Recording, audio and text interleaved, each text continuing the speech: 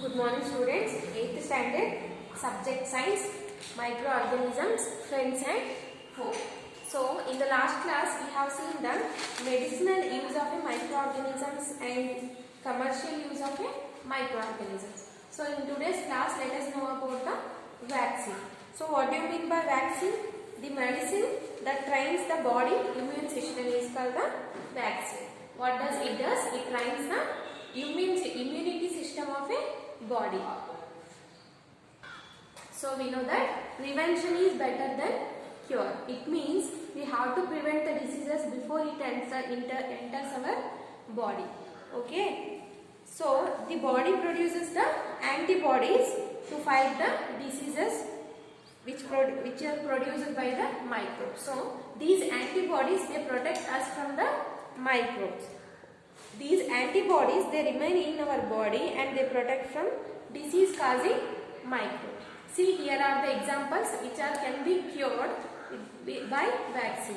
Cholera, tuberculosis, smallpox and hepatitis. So these are the diseases, some of the examples of diseases which we can cure with the help of a vaccination. So our next topic is increasing soil fertility. So how we can increase the soil fertility?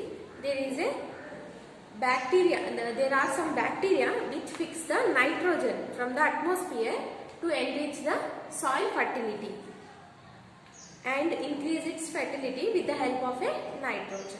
So these are the microbes which are commonly called biological nitrogen fixers. One of the example is cyanobacteria. It is also called blue-green algae. It is the biological nitrogen fixer which helps to increase the soil fertility. So our next topic is cleaning the environment. So how we can clean the environment and how these microorganisms help them to clean the environment. So waste of the plants, vegetables and fruits, they can decompose by the microorganism to produce the manure. Okay, again this manure, the nutrients in the manure, we can use them in the process of plants again. But when it comes to the polythene bags, glasses, bottles, they couldn't decompose by the microorganisms. So they causes the pollution in our environment. So we have to avoid these type of polythene bags, bottles to protect the environment. So next topic is harmful microorganisms. Till now we have seen what are the useful microorganisms. Now we move on to the next topic, harmful microorganisms.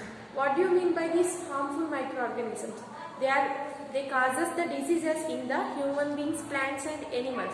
So disease causing microorganisms, we call them as pathogens.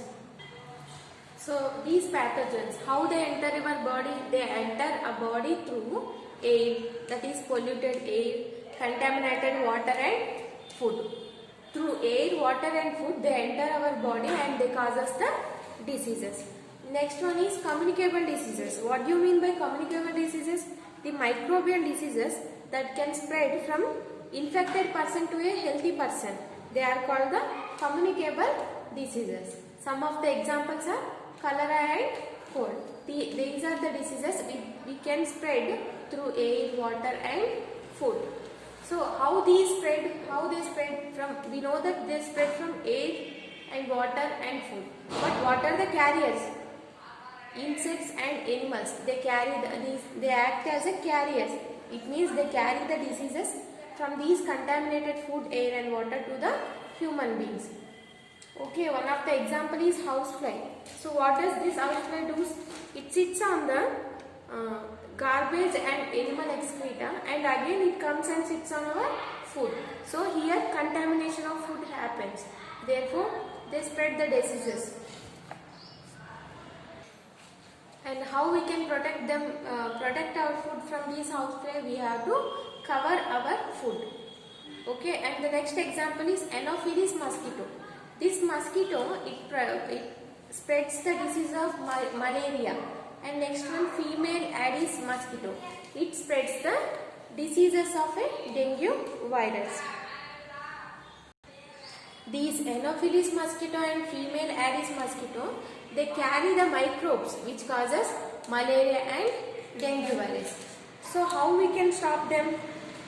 We have one, like all mosquitoes, they breed in the water. So by keeping our surrounding clean, we can stop the breeding of a mosquitoes. Thereby we can stop the diseases like malaria and dengue virus. See, in your textbook they have given a table of some common human diseases which is caused by a microorganisms. So in this first one, human diseases, causative microorganism, mode of transmission and preventive measure. So here are the diseases like tuberculosis. How it is caused? It is caused by a bacteria. How it is transmitted? It is transmitted through air. And similarly, measles, it is a how it is caused? The causative microorganism is a virus and it is transmitted through air. Similarly, chicken pox and polio, these three diseases, they are causative microorganisms is a virus and they are transmitted through air and contaminated water. What is the preventive measure we take? That is, keep the patient in complete isolation and keep the personal belonging of a patient away from those of others. It means the infected person should be away from the healthy person. Vaccination to be given at a suitable age. At a particular ages, a suitable dose of vaccination is given. Similarly, the next disease is a cholera and typhoid. They both are transmitted to the humans. Like causative microorganism is a bacteria and they are transmitted through water and food. So what is the preventive measure? That is, maintain personal hygiene and good sanitary habits. Consume properly cooked food and boiled drinking water. And this is also, for this is also vaccination available. So, and the next one is hepatitis A. It is also transmitted through virus. That is, causative microorganism is virus. How it is transmitted? It is transmitted through water. By drinking contaminated water, it is transmitted. Therefore, how to prevent this disease? We have to drink the boiled drinking water and vaccination is available. Since it is transmitted to water, we have to drink the boiled water. And the last one is malaria. So what is the causative microorganism? Protozoa. Mode of transmission. How it is transmitted? It is transmitted by a mosquito. What we have to do to prevent this disease? Use mosquito net and repellents and spray insecticides and control breeding of mosquitoes. So we already know that how to control the breeding of a mosquitoes. We have to keep our environment change. It means the mosquito, it mainly breeds in a water. So we have to keep our environment or surroundings dry by not allowing water to collect in the surrounding. And our next table is some common plant diseases which is caused by a microorganism. Plant disease, that is citrus canker, and it is caused by a microorganism, bacteria. How it is transmitted? It is transmitted through air. Similarly, the next disease, rust of wheat. It is transmitted through microorganism, fungi, and mode of transmission is air and seeds. And the next one is yellow vein mosaic of bindi, called as okra, and the causative microorganism is virus. How it is transmitted? It is transmitted through insect. It means insect act as a carrier. So how we prevent this measure? What are the preventive measures we should take care of diseases? Certain chemicals we use it to kill these microorganisms, bacteria, fungi and virus. We have to use the certain chemicals. So our next topic is food poisoning. What do you mean by food poisoning and how does it occur? So this food poisoning, it could be due to consumption of a food spoiled by a microorganisms. When we consume the food which is spoiled by the microorganism, food poisoning occurs. How we have to take care when food poisoning occurs? The microbes make the food poisonous, which causes serious illness and also even death. So what we have to do is, we have to preserve the food to prevent it from spoil. It means some preservatives are added. What do you mean? Next topic is food preservation. How we preserve the food? We use the chemical method like salts and edible oils. These are the common chemicals which are used to preserve the food without spoiling. And here are also some examples of sodium benzoate and sodium metabisulfate. So what they do, they prevent the attack of a microbes.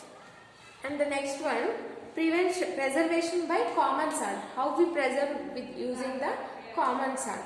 So meat and fish. For meat and fish, the preservative is a common salt. And for pickle, the preservative is a oil and vinegar. And the preservation by sugar. The sugar is a preservative for jams and jellies. So next, heat and cold treatments. Before knowing that, what do you mean by pasteurization? So the partial sterilization of a product like milk and wine to make it safe for consumption. Here the partial sterilization, it means we heat the product like milk. See, take the example of a milk. Milk is heated up to 70 degrees Celsius, then it is cold. Then we can use it for our daily needs. So this is known by pasteurization. So what happens when we heat? It prevents the growth of a microbes. So this process, it was discovered by Louis Pasteur. So we call it as pasteurization.